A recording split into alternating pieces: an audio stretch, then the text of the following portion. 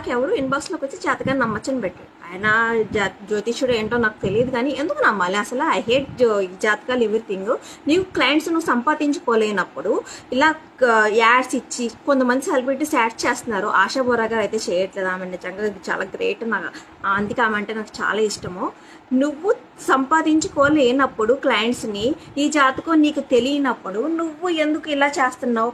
అసలు ఇండియా పాడైపోవడానికి కారణం ఇలాంటి వేస్ట్ ఎదవల వల్లే. ఎందుకు తిడుతున్నాను అనకండి, జాతకం వల్లే మన లైఫ్.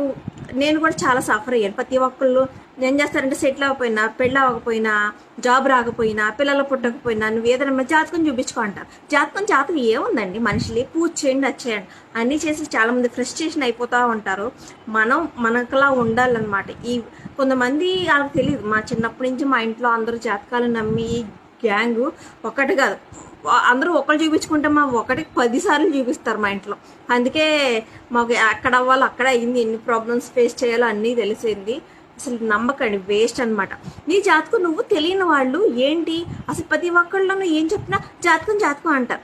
అంటే వాళ్ళకి ఆ టైం వస్తే వాళ్ళు జాతకం చూపించుకుంటారు, అవన్నీ గుడికి వెళ్తారు, ఆ టైంకి అది సెట్ అయిపోతుంది. మనకు అవ్వకపోతే 99% అందరికి పనులు అవుతాయండి. ఒక టైంకి అవ్వని వాళ్ళు కూడా ఉంటారు. మీకు స్క్రీన్ షాట్ యాడ్ చేస్తాను చూడండి. బాయ్.